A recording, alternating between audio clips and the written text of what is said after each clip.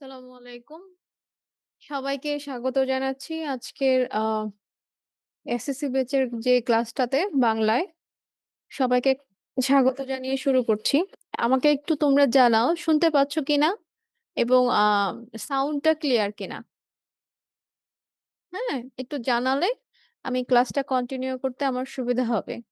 ওকে, তাশরিফা, অথই, ওয়ালাইকুম সালাম, all clear. আচ্ছা। কিন্তু এত কম কেন? তোমরা কি এত কম?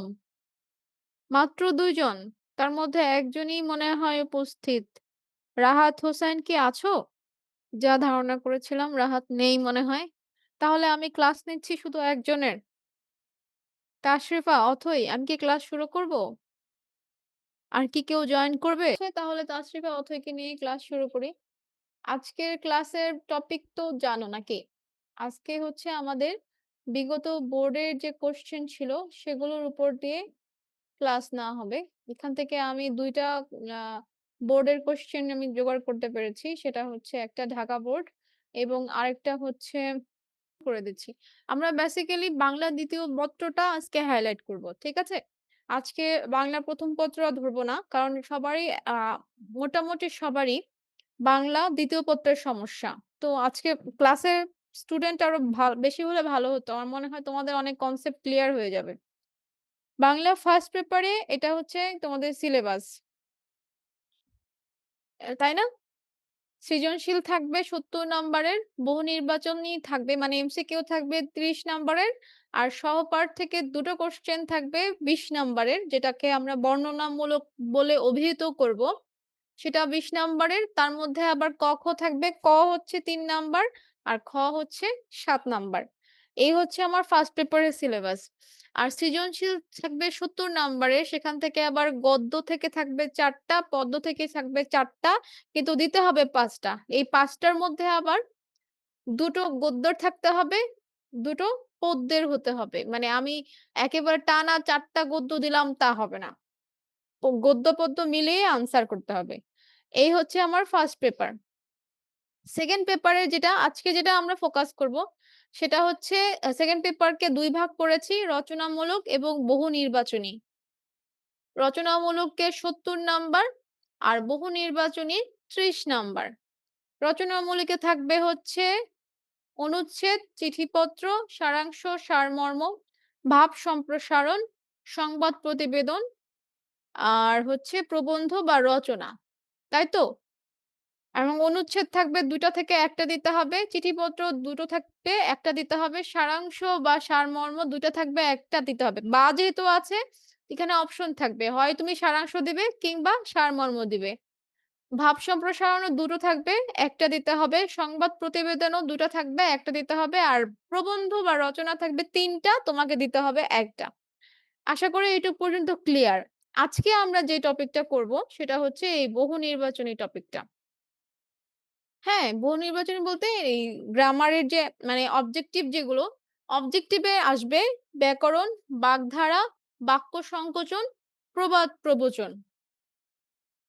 এইটুকু কি ক্লিয়ার? সিলেবাস যদি ক্লিয়ার হয়ে যায়, অলরেডি অর্ধেক পড়া হয়ে যায়। আমার এমসিকিউতে থাকবে মানে ব্যাকরণ নিয়ে তোমার কোনো রচনামূলক প্রশ্ন আসবে না। ব্যাকরণ নিয়ে বহু নির্বাচনী মানে এমসিকিউ থাকবে, ব্যাকরণ, বাগধারা, বাক্য সংকোচন, প্রবাদ প্রবচন। ওকে? এই হচ্ছে আমাদের সিলেবাস।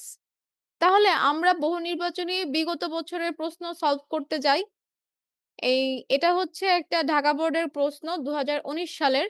যেহেতু এই মাঝখানে তোমাদের কারিকুলাম চেঞ্জ এর একটা ব্যাপার ছিল। সেজন্য এই ২০১৯ সালের পরগুলো নিচ্ছি না। আমরা ২০১৯ সাল থেকেই শুরু করছি যে মানে ওই প্যাটার্নটা ফলো করলে আমার মনে হয় যে তোমাদের প্রিপারেশনটা অন্যরকম হবে। কারণ এখন তোমাদের শর্ট সিলেবাস মানে তোমাদের সিলেবাসে যা থাকবে সেটাই আমরা পড়ব। কিন্তু এই ২০১৯ সালের যে বোর্ডের কোয়েশ্চেন মানে সেটার নিরিখে আরকি। হ্যাঁ? সেটা দিয়ে মানে সেটাও বুঝে আমরা পড়ার চেষ্টা করব। আচ্ছা। দেখো আমি যেভাবে বলেছি সেভাবে কিন্তু ২০১৯ সালেও এসেছে। তোমাদের এখনকার যে কোড, সেই কোড অনুযায়ী মানে এখনকার যে মান বন্টন, সে মান বন্টন অনুযায়ী অনুচ্ছেদ এসেছে, পত্র এসেছে, সারাংশ অথবা সারমর্ম এসেছে। তারপর ভাব সম্প্রসারণ এসেছে, ২ টো থেকে ১ টি প্রতিবেদন এসেছে এবং প্রবন্ধ রচনা দেখো ৩ টি ছিল। ৩ টি থেকে ১ টা লিখতে বলেছে। সুতরাং এখনকার মানে মাঝখানে যে কারিকুলাম ছিল সেটা আর ফলো করছি না। তার মানে ২০১৯ সাল পর্যন্ত যে কারিকুলাম ছিল সেই অনুযায়ী প্রশ্ন মান-বন্টন করা এই বছরের ২০২৬ সালের এসএসসির মান-বন্টনটা ওই অনুযায়ী করা। তো তোমাদের শর্ট সিলেবাসের মধ্যকার যেগুলো আমাদের সাথে মিলে যাচ্ছে সেগুলো আমরা একটু সলভ করার চেষ্টা করছি। আচ্ছা, তোমাদের শর্ট সিলেবাসে আছে এই, এই টপিক গুলো যেগুলো আমি দাগ দিয়ে রেখেছি।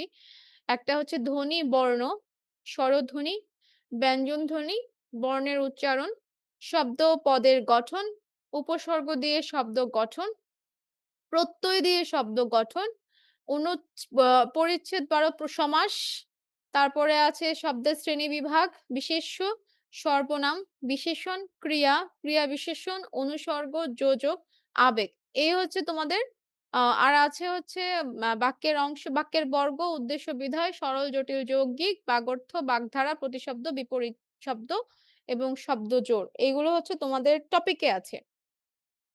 আচ্ছা, এই হচ্ছে তোমাদের সিলেবাস। কিন্তু তোমরা কি কোনো প্রবলেম ফিল করেছো কিনা আমি জানি না।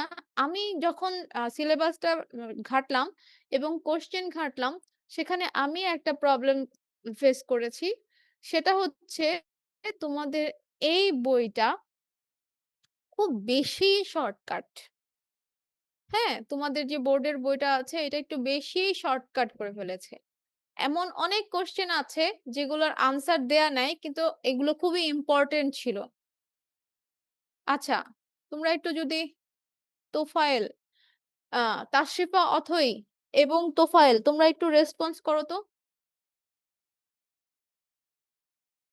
খুশনুর আখি একটু রেসপন্স করো তাহলে আমার বুঝতে সুবিধা হবে যে কারা আছো। তাশরিফা অথই তো আছোই। বাকিরা কি আছো? তোফায়েল, খুশনুর আখি বাকিরা কি আছো? আচ্ছা, তাশরিফা অথই আছে এটা বুঝতে পারছি ১ম থেকেই। কিন্তু বাকি আচ্ছা, তাশরিফা অথই তোমাকে মানে মানে বলে রাখি, এই পুরোটা বলার আগে মানে বাকিদের সামনে যাওয়ার আগে একটু বলে রাখি, আমি আমার যথাসাধ্য বোঝানোর চেষ্টা করব। তারপরেও যদি তুমি কোনো কিছুতে মানে প্রবলেম ফেস করো, শুধু তাশরিফা অথই নয়, বাকিরা যারাই কোনো প্রবলেম ফেস করবে, কোন জায়গায় প্রবলেম ফেস করছো এটা একটু আমাকে ডিটেইলস বললে আমি ব্যাপারটা বুঝিয়ে দেওয়ার চেষ্টা করব। ঠিক আছে? আমি ১ম এই হচ্ছে তোমাদেরকে আমি সিলেবাসটা বোঝানোর চেষ্টা করলাম। তোফায়েল আছে? আচ্ছা। থ্যাংক ইউ তোফায়েল থাকার জন্য। আচ্ছা, ১ম এই সিলেবাসটা সম্পর্কে একটু ধারণা নিয়ে দিলাম তোমাদেরকে যে তোমাদের মান বন্টন হচ্ছে এরকম এবং তোমাদের সিলেবাসে এই আছে। বেসিক্যালি বাংলা 2nd পেপারে তোমাদের প্রবলেম হচ্ছে উম বাংলা, তাই তো? মানে ব্যাকরণ।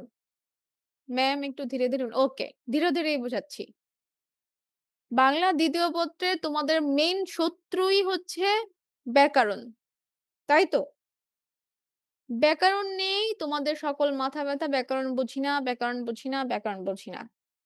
তো আমি আজকে তোমাদের বাংলা ফার্স্ট পেপারের দিকেও যাচ্ছি না এবং পরে যে সারাংশ, সারমর্ম ওগুলোর দিকেও যাচ্ছি না। ওগুলো আসলে মুখস্থ করলে বা নিজে বানিয়েও লেখা যায়।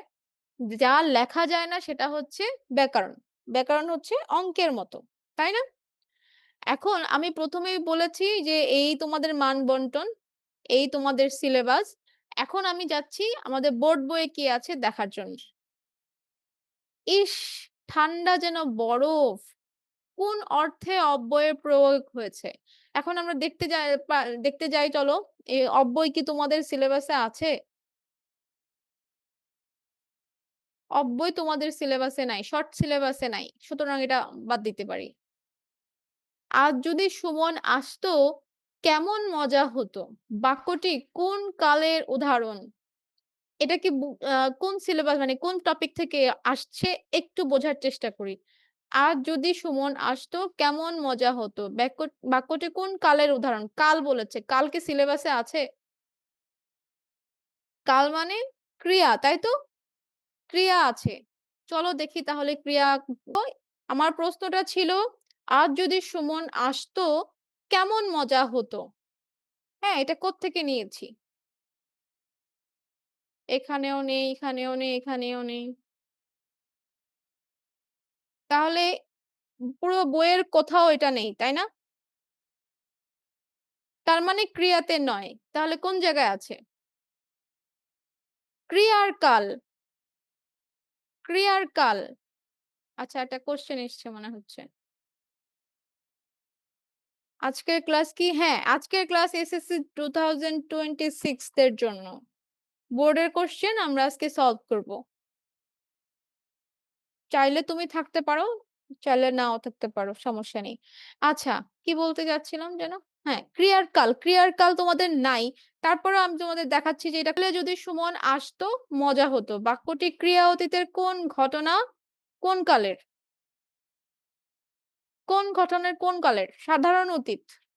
আবার ১ম থেকে শুরু করব? ১ম থেকে যে ছিল সে নেই, চলে গিয়েছে। এখন তাহলে আমি আবার ১ম থেকে শুরু করি। হ্যাঁ? আমি বেসিক্যালি আম টেকনিক্যাল প্রবলেম এর আগে বোঝাচ্ছিলাম যে মেসেজটা নিয়ে নেই। হ্যাঁ, ওকে। টেকনিক্যাল প্রবলেম এর আগে বোঝাচ্ছিলাম যে তোমাদের যারা সবাই কি এসএসসি পরীক্ষার্থী না এখানে যারা আছো?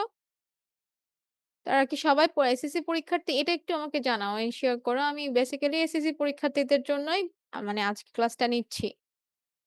হ্যাঁ, আচ্ছা। আরবি জান্নাত এসএসসি পরীক্ষার্থী বাকিরা? আচ্ছা, এসএসসি ২০২৭ আচ্ছা, ইরশাদ জাহান। ওকে, এসএসসি তোফায়েলও মেম আমি আছি। ওকে। তাহলে সবাই এসএসসি পরীক্ষার্থী। আমি ১ম এই হচ্ছে তাদের সিলেবাসটা একটু আমি আলোচনা করেছিলাম। কারণ সিলেবাস যখন আমরা জানবো, তখন আসলে আমাদের অর্ধেক কাজ হয়ে যায়। অর্ধেক পড়াটা হয়ে যায়। তো আমি ১ম এই সিলেবাস সম্পর্কে একটু ধারণা দিয়েছিলাম যে তোমাদের সিলেবাসে যা আছে তার মানবন্টন হচ্ছে রচনামূলক থাকবে ৭০ আর এমসিকিউ বা বহু নির্বাচনী থাকবে ৩০। হ্যাঁ? রচনামূলিকের টপিক গুলো হচ্ছে অনুচ্ছেদ, চিঠিপত্র, সারাংশ বা সারমর্ম, ভাব সম্প্রসারণ, সংবাদ প্রতিবেদন এবং প্রবন্ধ বা রচনা। এই সবগুলো মিলে তোমার ৭০। হ্যাঁ? আর এমসিকিউতে ৩০। এই ৩০ এ হচ্ছে টপিক হচ্ছে ব্যাকরণ, বাগধারা, বাক্য সংকোচন, প্রবাদ প্রবচন। এই হচ্ছে তোমাদের এমসিকিউর মানবন্টন। হ্যাঁ? এখন তোমরা হচ্ছে এমসিকিউতে যেহেতু ব্যাকরণ আছে আর সবাই যেহেতু ব্যাকরণকেই ভয় পাও, তো আমি আজকে চিন্তা করলাম যে বিগত বছরের বোর্ডের কোয়েশ্চেন নিয়ে আমি যদি তোমাদের ব্যাকরণটা সলভ করতে পারি, তাহলে হয়তো তোমাদের ব্যাকরণের যে ভীতিটা কাজ করে ব্যাকরণ নিয়ে, সেই ব্যাকরণের ভীতিটা হয়তো একটুখানি হলেও কেটে যাবে। হ্যাঁ? তো এখন তোমরা আমাকে বলো ব্যাকরণ নিয়ে সমস্যা কার, কার আছে? একটু যদি আমাকে জানাও। ব্যাকরণ নিয়ে সমস্যা কার, কার আছে? যে লাইবা বা ইরশাদ জাহান কেউ যদি একটু রেসপন্স করো যে ব্যাকরণ নিয়ে সমস্যা এবং কোন, কোন জায়গায় সমস্যা একটু যদি আমাকে বলো, তাহলে আমি বিগত বছরের কোয়েশ্চেন সলভ করার সময় ওই টপিকটা একটু ব্রডলি আলোচনা করতে চাচ্ছিলাম। হ্যাঁ। আচ্ছা, হ্যাঁ, অথই। একটু আমাকে স্পেসিফাই করে বলো যে কোন টপিকটাই এক্সাক্টলি তোমার সমস্যা?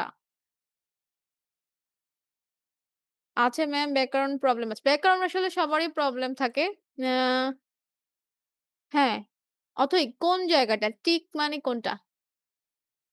তার আগে আমি তোমাদের বলে নেই, তোমাদের হচ্ছে সিলেবাস ব্যাকরণের সিলেবাস হচ্ছে এইগুলো। যারা এসএসসি তে পরীক্ষা দিবে তাদের জন্য এই শর্ট সিলেবাসে পরীক্ষা হবে। যার মধ্যে আছে ১ম দিকে আছে হচ্ছে ধ্বনি ও বর্ণ, স্বরসন্ধি, ব্যঞ্জনসন্ধি, বর্ণের উচ্চারণ, শব্দ ও পদের গঠন, উপসর্গ দিয়ে শব্দ গঠন, প্রত্যয় দিয়ে শব্দ গঠন, সমাস প্রক্রিয়ায় শব্দ গঠন। আচ্ছা। তোফায়েল ম্যাম এমসিকিউ সমস্যা এমসিকিউ নিয়েই কথা বলব আজকে। ক্লাস 9 এ পড়ো। আচ্ছা যারা 9 এ পড়ো তাদেরও তো সমস্যা আছে। তোমরা চাইলে সেটাও শেয়ার করতে পারো। ক্লাস 9 এ পড়ো মানে হচ্ছে তোমরা আগামীতে এসএসসি দিবে, তাই না? আমরা বেসিক্যালি আজকে ২০২৬ সালে যারা এসএসসি পরীক্ষা দিবে তাদের নিয়ে ক্লাস করতে চাচ্ছিলাম। কারণ তাদের শর্ট সিলেবাস। যারা 9 এ পড়ো তাদের তো আরো ব্রড সিলেবাস। তাদেরও থাকা উচিত। কারণ ব্যাকরণ আসলে সর্বজনীন। সবসময় ব্যাকরণ থাকে এমন না যে ব্যাকরণ নেই। ব্যাকরণ এখন পড়লে থাকবে না। মানে 9 এ পড়লাম ব্যাকরণ ছাড়া 10 এ হয়তো থাকবে এরকম না। 9 এও ব্যাকরণ আছে, 10 এও ব্যাকরণ আছে। তোমাদের যখন যে সমস্যা আমাকে জানাতে পারো। আচ্ছা আমরা আজকে আ বেসিক্যালি আমি আছি ম্যাম ক্লাস 9 আচ্ছা ক্লাস 9 থাকো সমস্যা নাই। কিন্তু আমি জানতে চাচ্ছি যে যারা এসএসসি পরীক্ষার্থী তাদের শর্ট সিলেবাসের মধ্যে যা আছে আমি আজকে তাই পড়াবো। ক্লাস 9 এর মধ্যে যদি কোনো এই শর্ট সিলেবাসের মধ্যে যদি তোমাদের সমস্যা থেকে থাকে তোমরা অবশ্যই শেয়ার করবে। ওকে? আচ্ছা এমসিকিউ তে সমস্যা আছে একজন বলল।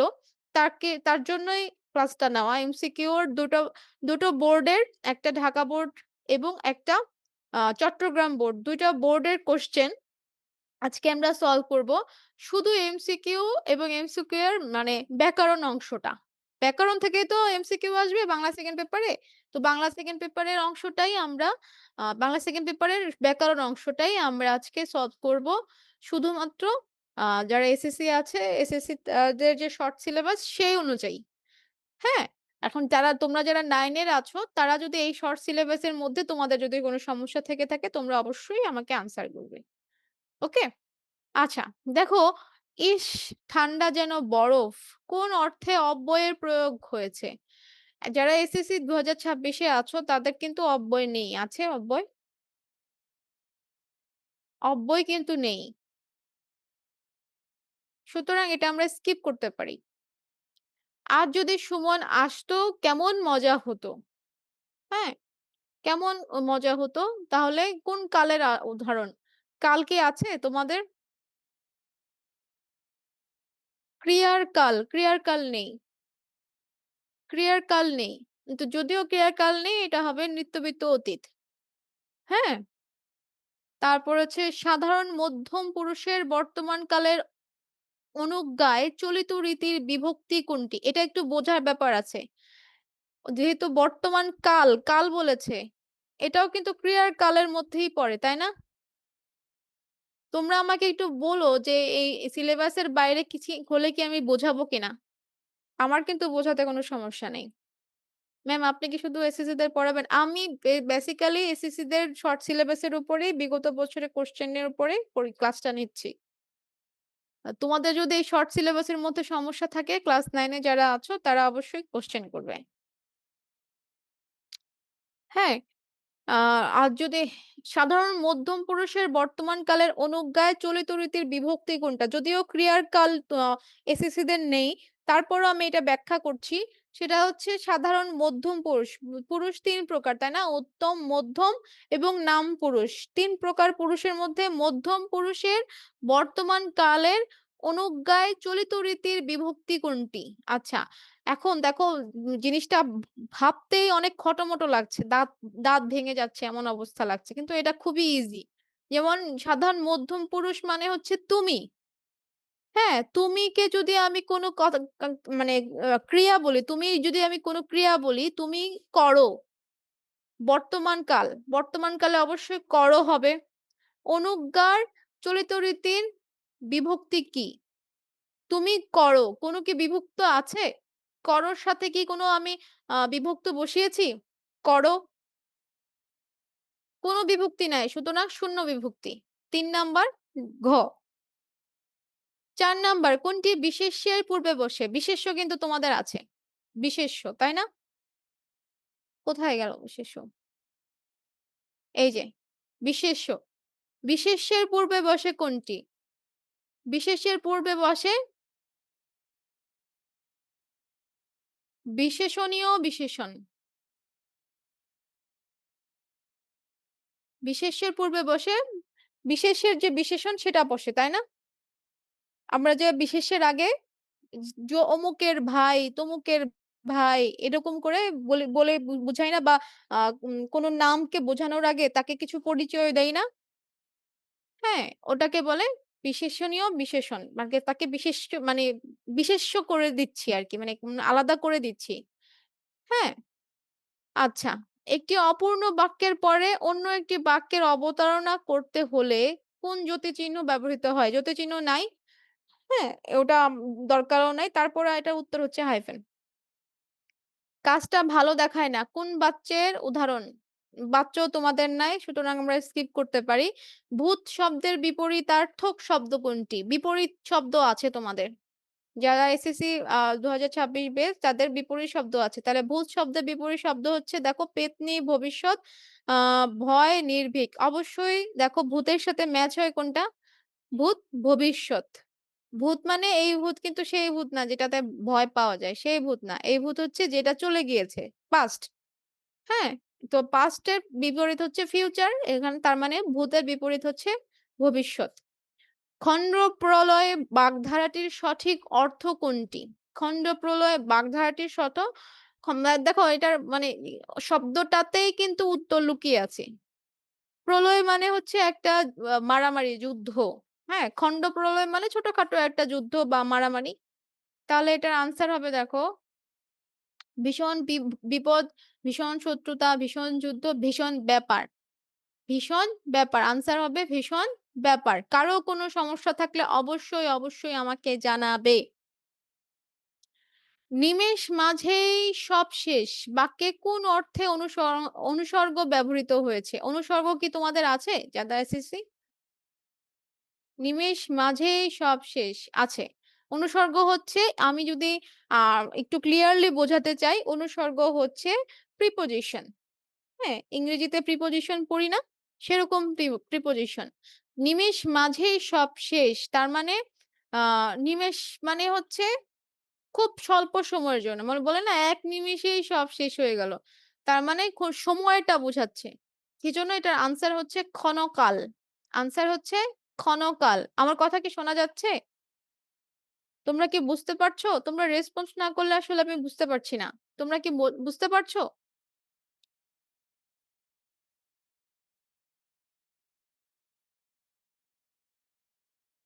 আচ্ছা জি।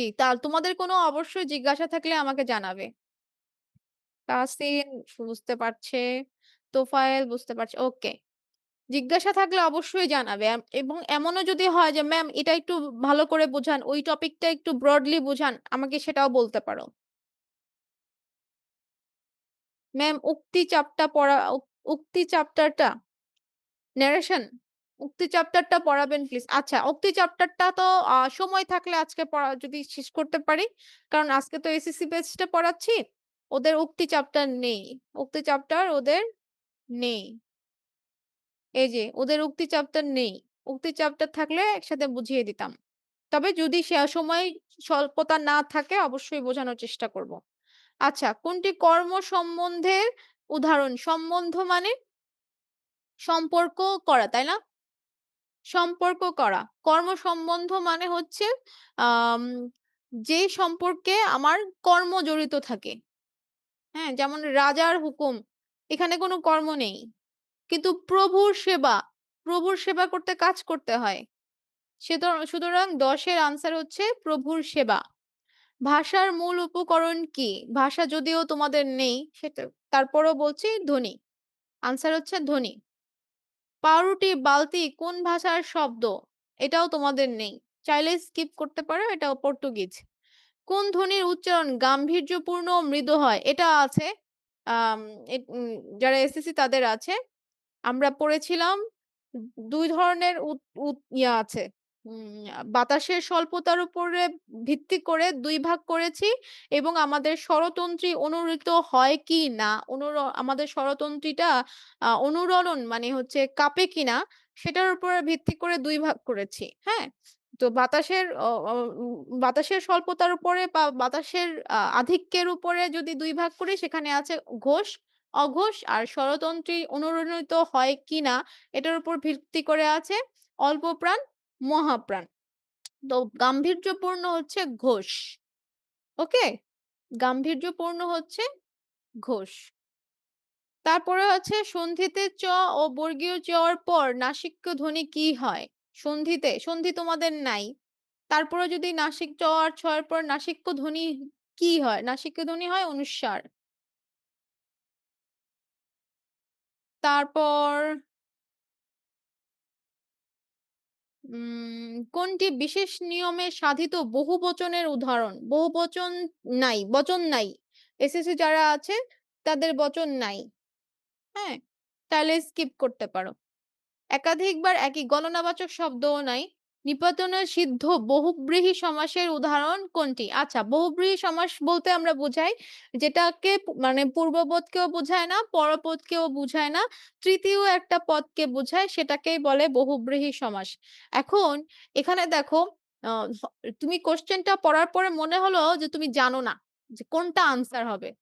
কিন্তু এখানে দেখো একটা ইন্টারেস্টিং ফ্যাক্ট আছে। তুমি যদি নাও জানো যে বহুব্রীহি সমাস কাকে বলে, এটা যদি তোমরা নাও জানো তাও আনসার করতে পারবে। দেখো একটা জিনিস। দেখো ক নাম্বার এক ঘরে, খ নাম্বার এক গুয়ে, গ নাম্বার সেতার, ঘ নাম্বার অন্তরীপ। এখন ১, ২, ৩ ক, খ, গ ৩ টাই দেখো সংখ্যাবাচক শব্দ পূর্বপদে আছে। এখানেও ১, এখানেও ১, এখানে সে মানে ৩। হ্যাঁ? তাহলে ৩ টাই সংখ্যাবাচক শব্দ আছে। তাহলে কোনটা নাই? অন্তরীপ। তার মানে নিপাতনে সিদ্ধ বহুব্রীহি সমাসের উদাহরণ হচ্ছে অন্তরীপ। বোঝা গেল? নিপাতনে সিদ্ধ মানে ও মানে কোন নিয়ম মানে না। সেখানে এটা আনসার হবে অন্তরীপ। ওকে? আচ্ছা, যারা এসএসসি ২০২৬ ব্যাচ বা এখনকার যারা 9 এ আছো, তাদেরকে আমি ব্যক্তিগতভাবে সাজেস্ট করব, তোমরা অনেক আগের একটা বাংলা ব্যাকরণ বই আছে বোর্ডের। সেই বইটা ফলো করবে।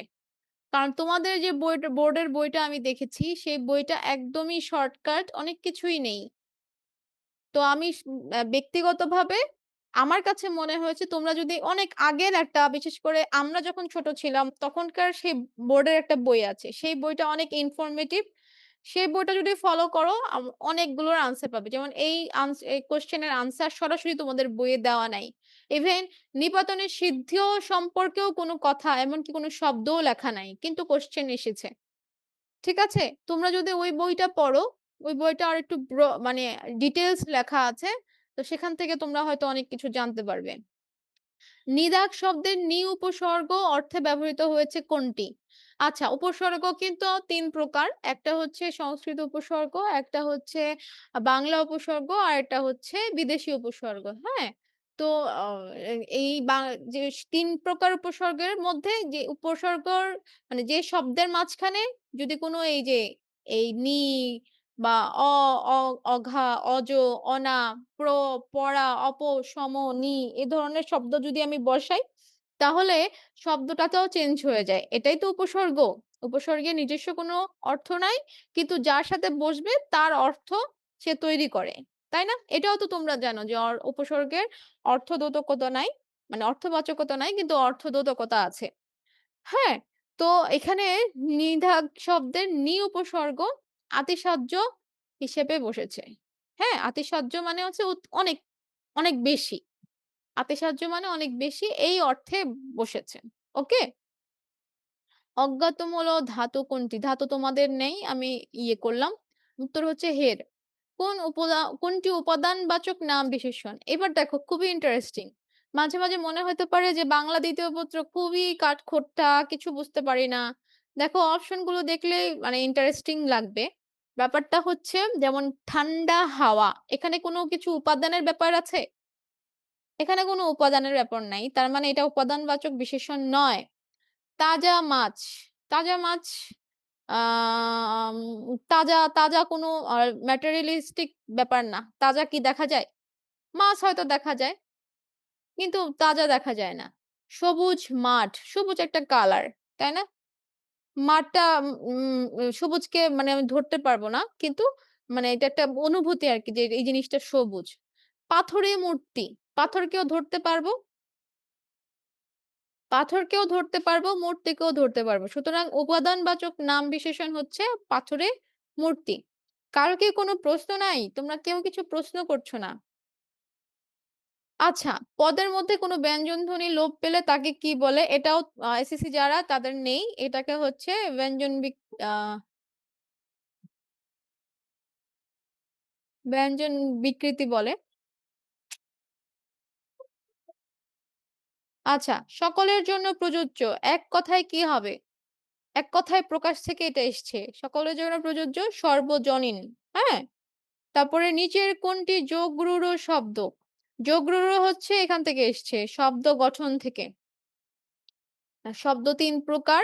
সরল সরি মৌলিক, যৌগিক আর যোগরূঢ়। আরেকটা আছে সরল, জটিল, যৌগিক। তাই তো? তো ৩ প্রকারের ১ প্রকার মানে কয়েক রকম ভেদে এই ভাগগুলো করা হয়েছে। ১ম এ হচ্ছে শব্দ মানে বাক্য হচ্ছে ২ প্রকার। আরেকটা হচ্ছে উদ্দেশ্য বিধায়। তারপরে হচ্ছে আ গঠন ভিত্তিতে হচ্ছে ৩ প্রকার।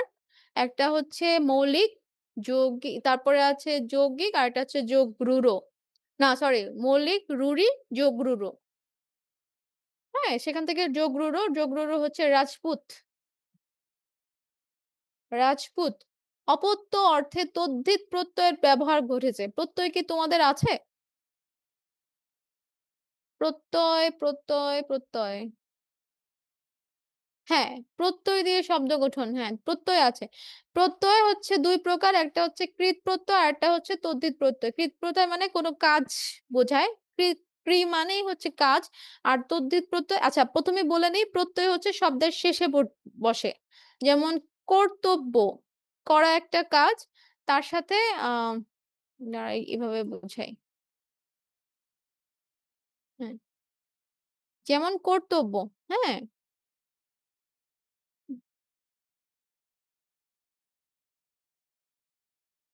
ক্রি যোগ তব্য।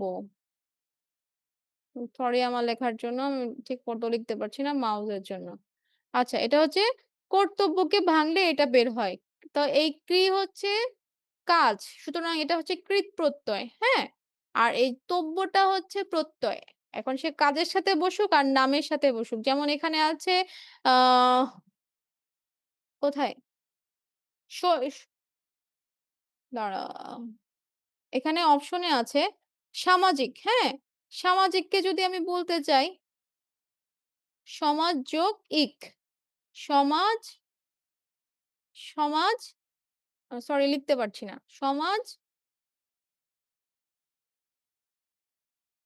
সমাজ যোগ ইক।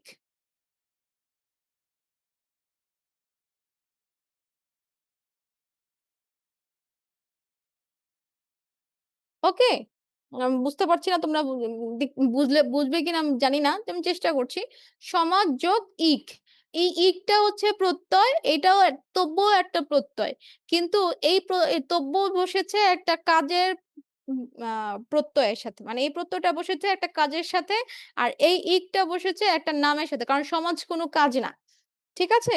তো যেহেতু সমাজ কোনো কাজ না, এটা একটা নাম শব্দ। এটা হচ্ছে তদ্ধিত আর এটা হচ্ছে কৃত। এটা তদ্ধিত প্রত্যয়, এটা হচ্ছে এই ইকটা হচ্ছে তদ্ধিত প্রত্যয় আর তব্যটা হচ্ছে কৃত প্রত্যয়। আশা করি বুঝতে পেরেছ। হ্যাঁ? তো এখানে যেখানে আমি আছি, অপত্য অর্থে তদ্ধিত প্রত্যয়ের ব্যবহার ঘটেছে কোনটিতে? অপত্য অর্থে সামাজিক। আচ্ছা তারপর এটাও শেষ করেছি। তার বয়স হলেও বুদ্ধি হয়নি। কোন ধরনের বাক্য? বলেছিলাম বাক্য ৩ প্রকার সরল, জটিল, যৌগিক। সরল বাক্য একটু ছোট্ট করে বলে নিই। সরল বাক্য হচ্ছে একটা কর্তা থাকবে, একটা ক্রিয়া থাকবে। আর একটা বাক্যর মধ্যেই শেষ হয়ে যাবে। হ্যাঁ? সরল বাক্যে। জটিল বাক্যে হচ্ছে ২ টো বাক্য থাকবে। ২ টো বাক্যে ডেফিনিটলি ২ টো ইয়ে থাকবে। ২ টো কর্তা থাকবে, ২ টো ক্রিয়া থাকবে। মাঝখানে কমা থাকতে পারে। কমা থাকতে পারে কিংবা অন্য কোনো আ সর্বনাম বা কিছু একটার সাহায্যে আমরা যেমন যেহেতু, সেহেতু, যে, সে এই ধরনের আ শব্দ ব্যবহার করে আমরা সেটাকে জটিল বলব।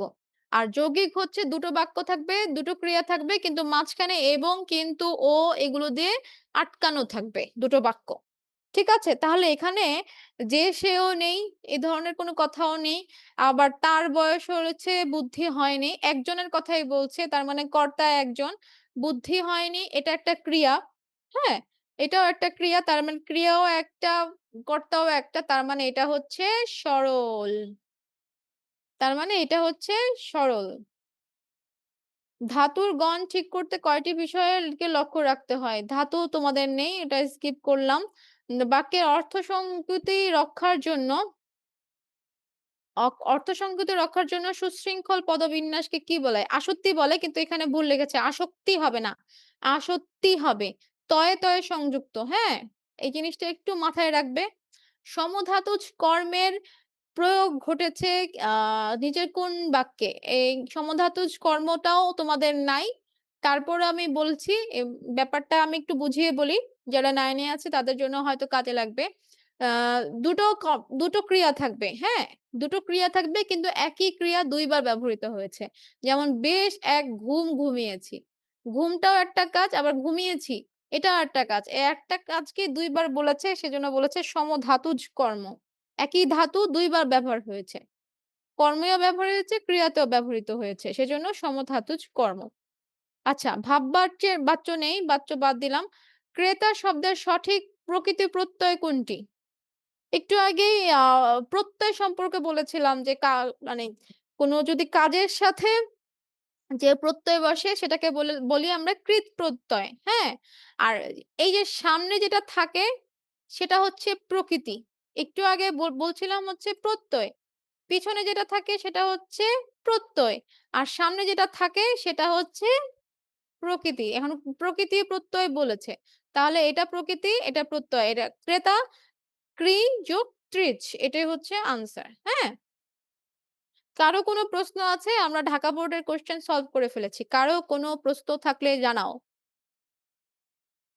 কারো কোনো প্রশ্ন থাকলে জানাও। তোমরা আছো তো ক্লাসে? একটু আমাকে জানাও। কেউ মনে হয় নাই। সবাই মনে হয় ব্যাকরণে পণ্ডিত।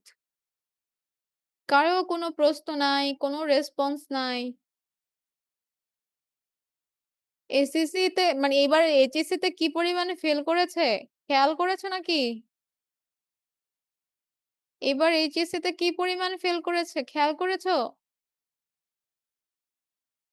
জি আছি। আছো তো রেসপন্স করো না কেন? কি বুঝতে পেরেছো নাকি বোঝো নাই? কিছু একটা তো বলবে। তোফায়েল বুঝতে পেরেছো? কোনো সমস্যা কি নাই? যারা এসএসসি পরীক্ষার্থী পাথার উপ মাথার উপর দিয়ে গেল সব। কোন জায়গাটায় মাথার উপর দিয়ে গেল একটু বোঝাও? সব যদি যায় তাহলে কিভাবে হবে? তাহসিন মোরশেদ বুঝেছি। এই যে তাহসিন বুঝতে পেরেছে। তাহসিনের মাথার উপর দিয়ে যায়নি। জি ম্যাম বুঝছি। লাইবা জি বুঝতে পারছি। তাবাস্সুম তুবা হ্যাঁ, ইয়েস ম্যাম। তুবা তুমি কি মাত্র জয়েন করলে? মাত্র জয়েন করে কিভাবে বুঝে গেলে? 30? ও 30 নাম্বারটা বুঝতে পারো নাই? আচ্ছা আবার বুঝাচ্ছি। যতবার বলবে ততবার বুঝাবো। আচ্ছা একটু আগেই বলছিলাম যে প্রত্যয় এই যে অপত্য অর্থে তদ্ধিত প্রত্যয়। একটু প্রত্যয় বলে নেই। প্রত্যয়টা হচ্ছে আ ধাতুর সাথে বসে। হ্যাঁ? ধাতু যেই ধাতুটাকে বলে ধাতুটা হচ্ছে প্রকৃতি। আচ্ছা এই যে ক্রেতা শব্দটা, হ্যাঁ? ক্রেতা শব্দটাকে আমি যদি ভাঙি তাহলে কি পাবো? ক্রেতা। ক্রেতা শব্দটা আমি কিভাবে বানালাম? ক্রেতা শব্দটা কিভাবে বানালাম? ক্রি যোগ ত্রিজ। এই ত্রিজটাই তা হয়েছে। এটা হচ্ছে সংস্কৃত প্রত্যয়। ওকে? ত্রিজটাকেই এই যে তা হয়েছে। বুঝতে পেরেছো? এই ক্রেটা ছিল ক্রি। আর এই তাটা ছিল ত্রিচ। এই দুটো মিলে হয়েছে ক্রেতা। এখন বুঝতে পেরেছো? আচ্ছা রুট দেওয়া কেন? রুট হচ্ছে যেগুলো কাজ, হ্যাঁ? সেগুলোর উপরে রুট দেওয়া থাকে। আর যদি নাম থাকে সেগুলোর সাথে উপরে রুট দেওয়া থাকে না। যেমন সামাজিক বলেছিলাম। সমাজের উপরে রুট দেওয়া থাকবে না। কিন্তু এটা যেহেতু ক্রি মানে হ্যাঁ, আচ্ছা হ্যাঁ, কারেন্ট চলে গিয়েছে না? আমাদের এখানেও চলে গিয়েছিল। যেহেতু কাজ, এই কাজের উপরে রুট দেওয়া থাকে, হ্যাঁ? সুতরাং প্রকৃতির উপরে সবসময় রুট থাকবে। এটা নিয়ম। আশা করি বুঝতে পেরেছ। তো এই পর্যন্ত আমাদের গেল ঢাকা বোর্ডের কোয়েশ্চেনের আনসার। কোয়েশ্চেন যেমন তেমন একটা পাইনি বলে বুঝে নিলাম যে তোমরা বুঝতে পেরেছ। আচ্ছা, তাশরিফা জি ক্লিয়ার। ওকে। তারপরে আমরা যাব চিটাগাং বোর্ডে। চিটাগাং বোর্ডে ২০১৯ সালে কি পরীক্ষা হয়েছিল একটু দেখি। কোনটি ঘোষ মহাপ্রাণ ধ্বনি? ঘোষ মহাপ্রাণ ধ্বনি। এটা খুবই একটা ইন্টারেস্টিং। তোমাদের এখানে এই যে ধ্বনি ও বর্ণ ১২ নাম্বার পেজ দেখাচ্ছি। না দেখালে আসলে বুঝতে পারবে না। ১২ তো না ১৫।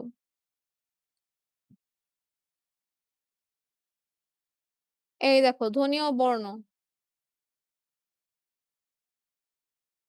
দেখো এখানে অনেক এ এ ক থেকে চন্দ্রবিন্দু পর্যন্ত সবাই পারি আমরা ৩৯ টা। আর স্বরবর্ণ আছে ১১ টা। এটুকু তো বুঝতে পেরেছ, তাই না? সংখ্যা বর্ণ। স্বরধ্বনি, বিব্রত ধ্বনি, স্বরধ্বনি। এইবার ব্যঞ্জনধ্বনি দেখো।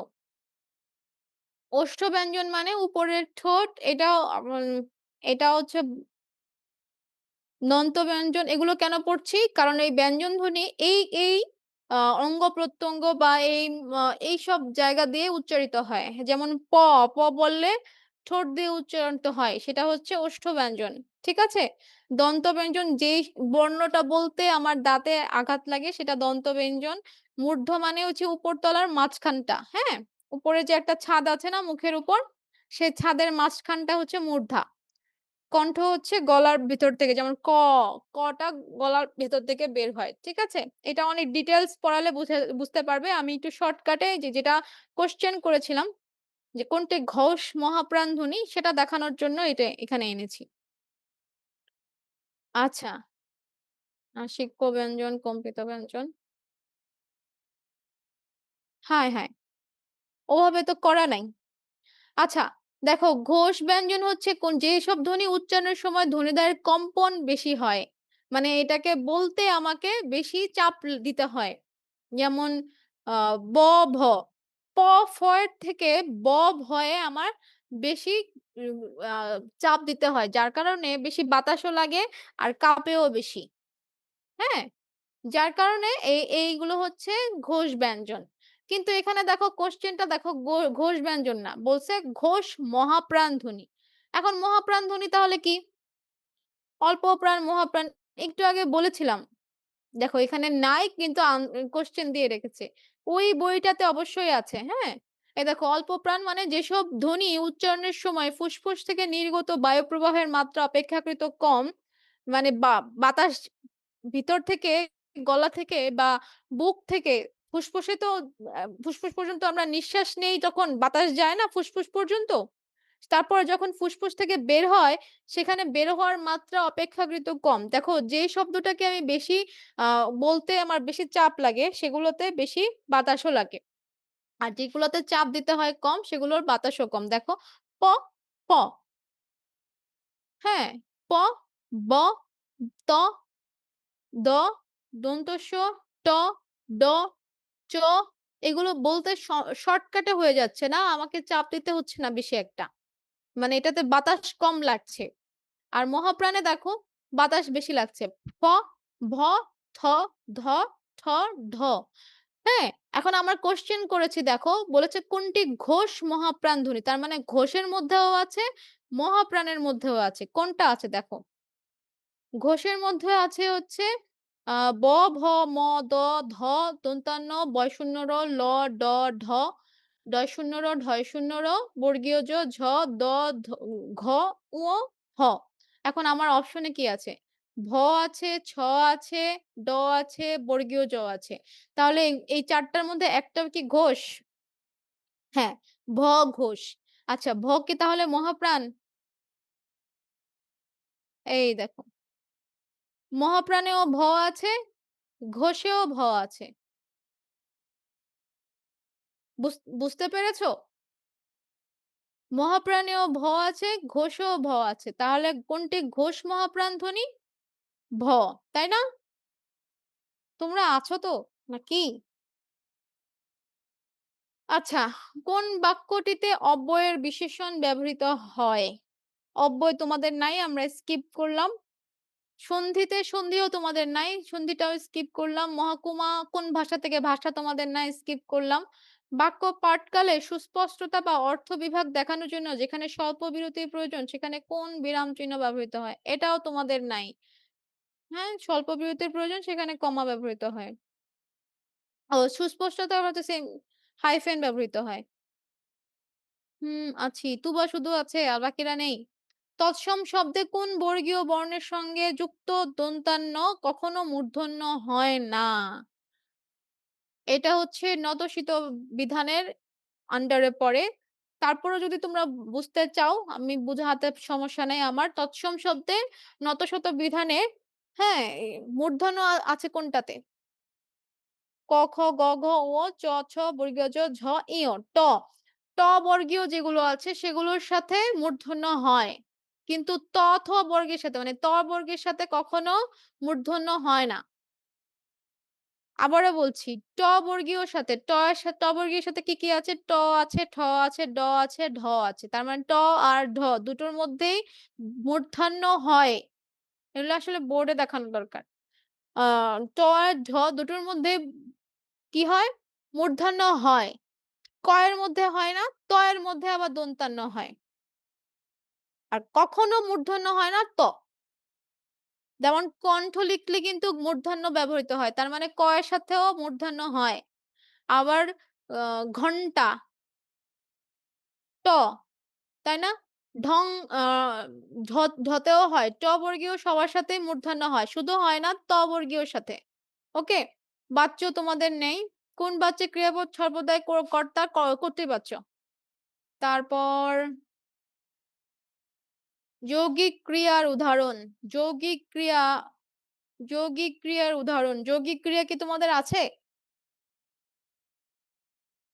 সাইরেন বেজে উঠল। সাইরেন কি নিজে, নিজে বাজে নাকি আরেকজন বাজায়? সেটা হচ্ছে যৌগিক ক্রিয়া। যে নিজে, নিজে করে না আরেকজন করিয়ে দেয়। কোন বাক্যে অপাদান কারকের সপ্তমী বিভক্তি আ কারক বিভক্তি কি আছে? না, কারক বিভক্তি নেই। কারক বিভক্তি যেহেতু নাই সেহেতু আর যাচ্ছি না। কারণ এটা অনেক বড় টপিক শেষ হলে শুরু করলে শেষ করতে পারব না। পূর্ব স্বরের সঙ্গে মিল রেখে স্বরসঙ্গীতের কারণে অবিবৃত হয়েছে কোনটিতে? আচ্ছা এটাও ইম্পোর্টেন্ট না দেখালে বলতে পারবে না। এটা যে ধ্বনি বর্ণের উপরেই আছে। এর আগের চ্যাপ্টারেই এই অ্যান্সার আছে। কোয়েশ্চেনটা হচ্ছে পূর্ব স্বরের সঙ্গে মিল রেখে স্বরসঙ্গীতের কারণে অবিবৃত হয়েছে কোনটিতে? আ বৈধতা, বৈধতা নাকি কথা, কলম, বিবৃত হয়েছে মানে মুখটা অনেক বেশি খুলেছে, হ্যাঁ? একদম যত মুখ খুলে নাই, কলমেও মুখ খুলে নাই, কথা তাতেও মুখ খুলে নাই। শুধু বৈধতা যখন বলি বৈধতা মানে একটু মুখটা খুলছে বেশি। সুতরাং এখানে দেয়াই আছে ক, খ, ঘ ৩ টাই উত্তর। এখানে সঠিক উত্তর মানে ৩ টাই সঠিক উত্তর সেজন্য এটার সঠিক আনসার দেওয়া হয়নি। কিন্তু এখানে তোমাদের তো ছিল। গেল কোথায়? No, no, no, no.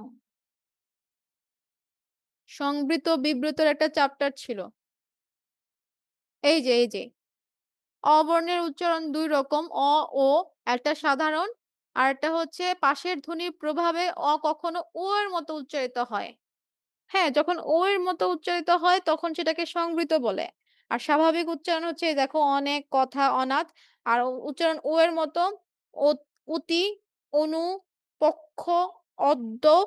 দেখো পাশেরটার প্রভাবে ওর উচ্চারণটা একটু হয়ে গেল। মন। ঠিক আছে? এর মধ্যে বিবৃত আছে এই চ্যাপ্টারে দেয়া নাই। কিন্তু বিবৃতও একটা আছে। যেটা ওই বইয়ে আছে যে বইটা আমরা পড়েছি। আচ্ছা, কোন অর্থে স্নিগ্ধ মানে প্রত্যয় যোগ হয়েছে আ কোন শব্দতে? বিষয়ক অর্থে। সাময়িক, হ্যাঁ? যুগ্ম রীতিতে গঠিত দ্বিরুক্ত শব্দ। যুগ্ম রচিত দ্বিরুক্ত শব্দ তোমাদের নাই। অর্থের সঙ্গতি রক্ষার জন্য পরোক্ষ উক্তিতে কিসের পরিবর্তন করতে হয়? আচ্ছা, ইংরেজিতে যখন ন্যারেশন করতে চাই তখন কি করতে হয়? একজন কে যেন বলল উক্তি পড়াতে। ন্যারেশন করতে যাই তখন কি করতে হয়? যখন আমরা চেঞ্জ করি ক্রিয়া আর সর্বনাম পদ আ চেঞ্জ করি না? I থাকলে মি হয়। আ আর যদি I থাকলে সাবজেক্ট এর অনুযায়ী পরিবর্তিত হয়। আর যদি সেকেন্ড পারসন থাকে তাহলে অবজেক্ট অনুযায়ী পরিবর্তিত হয়, তাই না? তার মাঝখানে আবার ক্রিয়াও পরিবর্তন হয়, তাই না? যদি আগের উক্তির বাইরের যে ক্রিয়াটা আছে সেই ক্রিয়া যদি প্রেজেন্ট টেন্স হয় তাহলে উক্তির ভিতরের ক্রিয়াটাও প্রেজেন্ট টেন্স হয়। আর উক্তির বাইরের যেটা আছে সেটাতে যদি পাস্ট টেন্স হয় তাহলে উক্তির ভিতরেও পাস্ট টেন্স হবে। তাহলে মানে ক্রিয়া, সর্বনাম পদ দুটোই চেঞ্জ হবে। হিন্দু নিয়মে সাধিত তারিখবাচক শব্দ, তারিখবাচকের ১ম ৫ টা ৫ পর্যন্ত হিন্দু নিয়মে সাধিত। তার মানে এখানে আছে তেসরা, তেসরা হচ্ছে হিন্দু। ১ম ৫ পর্যন্ত, হ্যাঁ? হিন্দি নিয়মে হয়েছে। দুমড়া মুচড়া কোন আদিগণের অন্তর্ভুক্ত? দুমড়া মুচড়া উল্টা। গণ তোমাদের নাই, তারপর আমি বলে দিলাম উল্টা। পরপদে রাজী, গ্রাম, বৃন্দ, গণ, যুথি ইত্যাদি সমষ্টিবাচক থাকলে কোন সমাস হয়? ষষ্ঠী। যেমন হাতির পাল, হাতির ষষ্ঠী মানে এর, হ্যাঁ? এর মানেই ষষ্ঠী। বা ছাত্রের গণ, ছাত্রবৃন্দ ষষ্ঠী তৎপুরুষ। যা চিন্তা করা যায় না, অচিন্ত। এক কথায় প্রকাশ। ৩০ লক্ষ শহীদের রক্তে বাংলাদেশ স্বাধীন হয়েছে। বাক্যটি কোন কালের? কোন কালের? সা ৩০ লক্ষ শহীদের রক্তে বাংলাদেশ স্বাধীন হয়েছে। নৃত্যবিত্ত বর্তমান। সারাটি সকাল তোমার আশায় বসে আছি। এই পদাশ্রিত নির্দেশক তোমাদের নাই। তারপরেও আমি বলছি এটা হচ্ছে নিরর্থকতা। সারাটি এখানে টি না দিলেও চলত। সারা সকাল তোমার আশায় বসে আছি। এটা বললেও হতো। সুতরাং নিরর্থকতা। কেতাদুরস্ত বাগধারাটির অর্থ হচ্ছে পরিপাটি। কেউ যদি অনেক সেজেগুজে কোথাও যায় তখন আমরা বলি, "এই কেতাদুরস্ত হয়ে কোথায় যাচ্ছ?" কোন শব্দে প্রত্যয় উপজীবিকা অর্থে ব্যবহৃত হচ্ছে? উপজীবিকা মানে হচ্ছে পেশা। হ্যাঁ? জীবিকা মানেই পেশা। তো এখানে পেশা আছে হচ্ছে গেছো, টেকো, গেও, মেছো। এই মেছো হচ্ছে পেশা। মানে যে মাছ ধরে তাকে বলেছে। বাক্যে সাধারণত কোন ধাতু ক্রিয়াপদ উহ্য থাকে? হ, আছো। এই দুটো হচ্ছে ক্রিয়াপদ উহ্য থাকে। তাই না? যেমন ইংরেজিতে যেমন ইস হয়, বাংলায় কোনো ইস হয় না। আমরা সরাসরি বলি যে, "আমি খাই।" আমি হই, খাই এটা কিন্তু আমরা বলি না। তাই না? বিশেষণ গঠনে কোন প্রত্যয়টি ব্যবহৃত হয়? তা। ব্যবহৃত হয় যেমন সৎ, সৎকে আমি যদি বিশেষণ সৎ হচ্ছে নাউন। এটাকে যদি আমি অ্যাডজেক্টিভ এ নিতে চাই তাহলে আমাকে তা ব্যবহার করতে হবে। তাহলে সৎ যোগ তা, সততা। হ্যাঁ? নিত্য সমাসের উদাহরণ কোনটি? ৯৯। দুটো সমবর্ণের একটি পরিবর্তনকে কি বলে? ধ্বনির পরিবর্তন তোমাদের নাই। তারপর এটা বিষমীভবন। বিষমীভবন।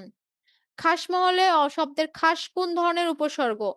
আর আরবি না হয় ফার্সি ২ টা হবে। ফার্সি বোধহয়। খাস, গড় ফার্সি উপসর্গ, ফার্সি উপসর্গ। উদয়াস্ত পরিশ্রম করব, তথাপি অন্যের দ্বারস্থ হব না। এখানে দেখো ২ টো বাক্য আছে। ২ টো বাক্য আছে, আবার তথাপি আছে। তাহলে কি হবে? দেখি কেউ আনসার করতে পারে কিনা? অনেক তো আমি বললাম, এবার তোমরা বলো। ২ টো বাক্য আছে, আবার মাঝখানে তথাপি আছে। এটা আমি একটু আগেই বলেছি। কি হতে পারে বলো তো?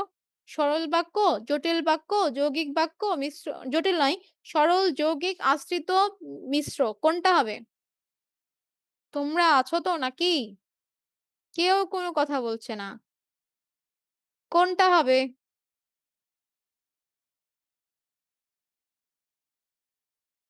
ক। কেন?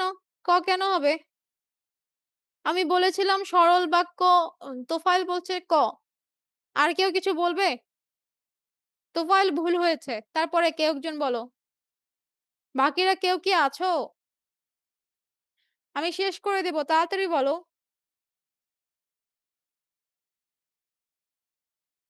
কিছুই বলছে না। আচ্ছা সরল বাক্য হবে না। সেটা হচ্ছে কারণ এখানে ২ টো বাক্য আছে। সরল বাক্য সবসময় একটা বাক্যে থাকে এবং তার একটা সাবজেক্ট থাকবে, একটা ভার্ব থাকবে। ঠিক আছে? হ্যাঁ, খ, হবে। ইয়েস। না, হবে না। মিশ্র বাক্য হবে না। মিশ্র বাক্য হলে তো ইয়ে থাকবে। যে, সে থাকবে। তথাপি থাকবে না। আচ্ছা, মিশ্র বাক্য নয়। এ ধ্বনি সংবৃত উচ্চারণ হয় কোনটিতে? এখন,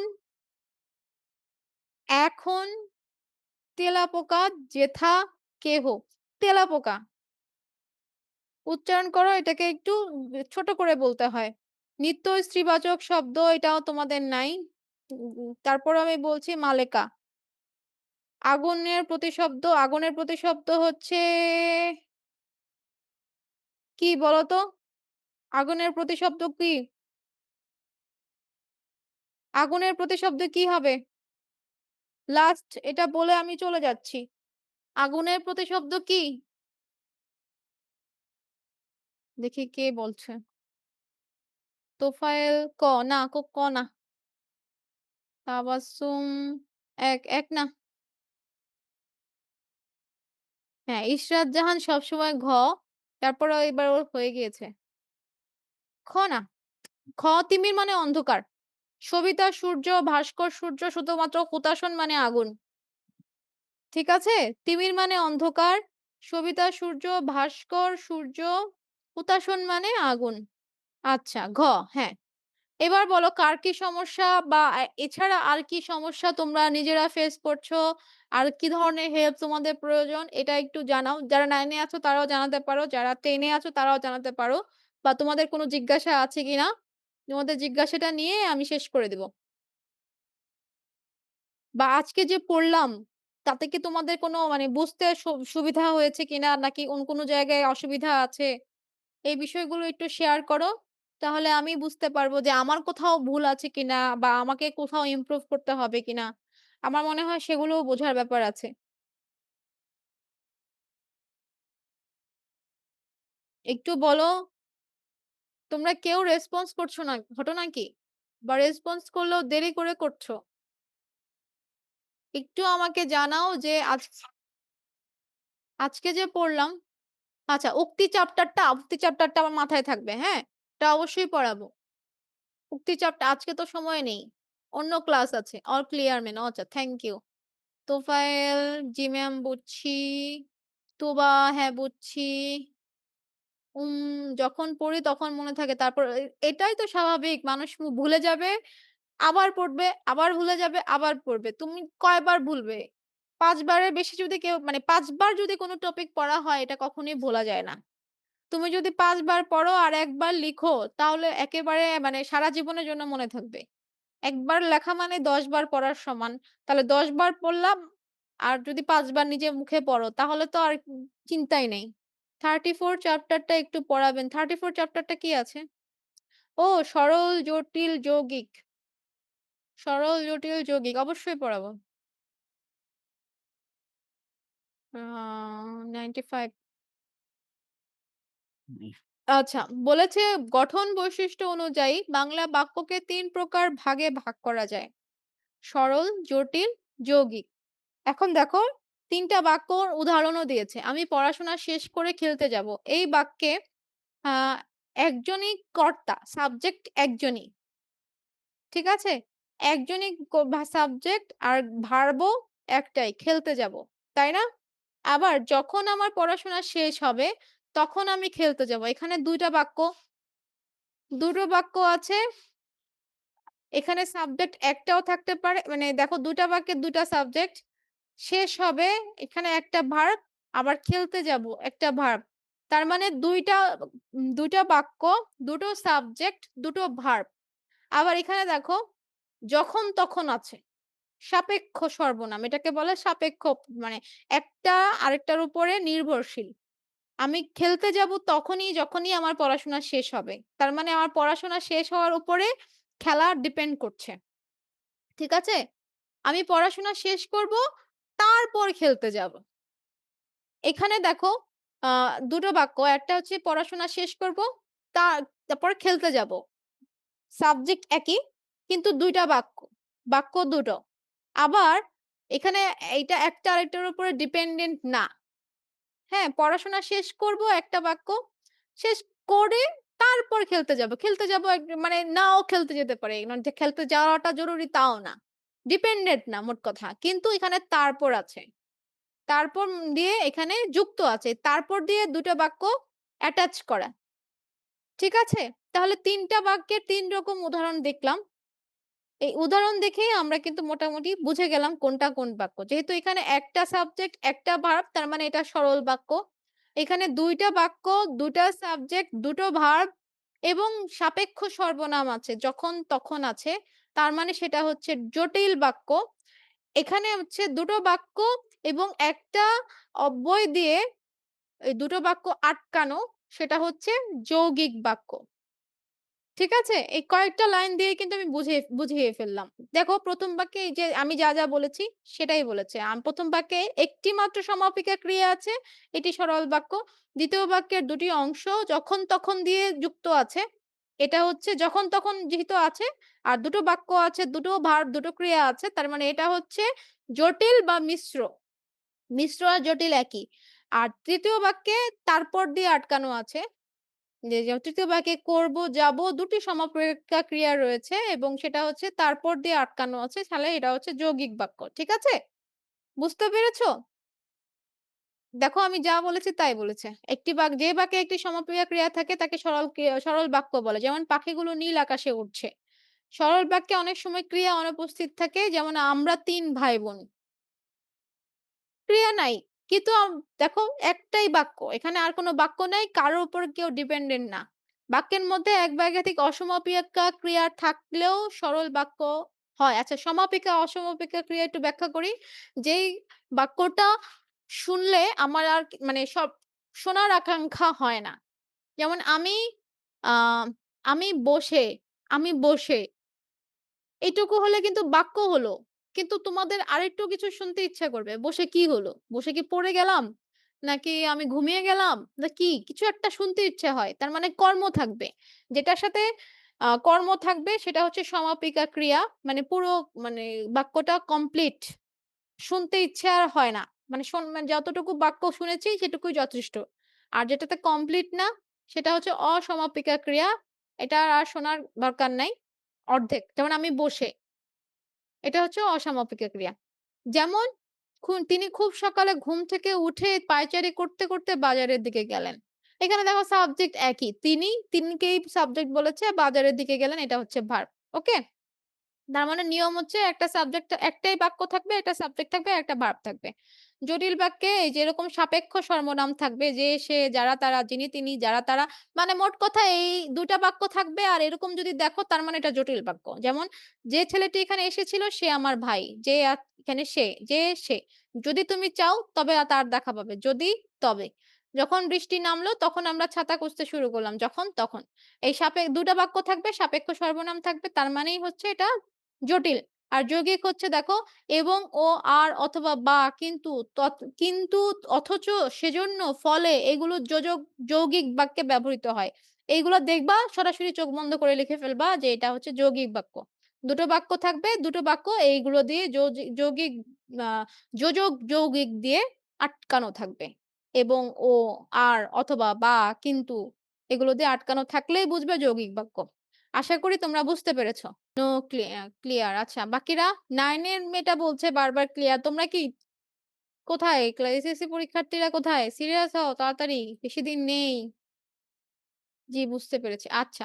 তাহলে বুঝতে পারছো, ক্লিয়ার বলছো। তাহলে আজকে শেষ করে দিচ্ছি। আর তোমাদের আর কি সমস্যা আছে এটা জানাবে। কেমন করে ক্লাস নিলে মানে ব্যাপারটা আরো বেশি তোমাদের ক্লিয়ার হবে সেটাও জানাবে। আর আমার আজকের পড়া যদি তোমাদের হেল্পফুল হয় সেটা আবার এটা আত্মস্থ করবে। তাহলে আশা করি তোমরা ভুলবে না। আ আর তোমরা না ভুললেই আমার আ কি বলে? আমার সাফল্য সেখানেই যেখানে আমার জ্ঞানটা তোমরা কাজে লাগাতে পারছো, সেখানেই আমার সাফল্য। তো তোমরা সবাই ভালো থাকবে, সুস্থ থাকবে। আ সবাই পড়াশোনা করবে নিয়মিত। আগামী ক্লাসে ইনশাআল্লাহ দেখা হবে।